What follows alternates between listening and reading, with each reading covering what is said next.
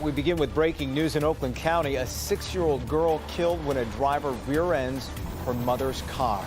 That mother had just bought a new car along M59, and just moments after driving off the lot, police say a speeding driver plowed into the back of it. The father was also in the car and rushed to the hospital. Tim Pamplin is on the scene with a night cam. Tim. It hit so hard it felt like a bomb went off. That's gas station clerk and witness Tammy describing the scene. A speeding vehicle plows into a family. Probably doing 90, 100 miles per hour. Witnesses say the driver of that Hyundai crashed into 2 vehicles, carrying a mum, a dad, and their daughter.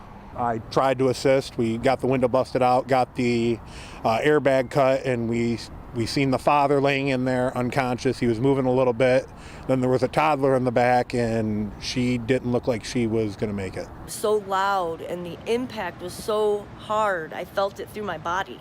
The mother was at a car dealership picking up her new vehicle right here, Mitsubishi of Waterford. She had her husband and daughter come by to pick up her old car. Then with mum in her new Ford Fusion, dad in her old SUV with the daughter, they were stopped at this traffic light here. That's when the speeding Elantra came plowing into the back of the both of them, killing the 6-year-old. I actually wish I wouldn't have witnessed this one. He's glad he helped, but it will haunt him. Because I got little girls myself.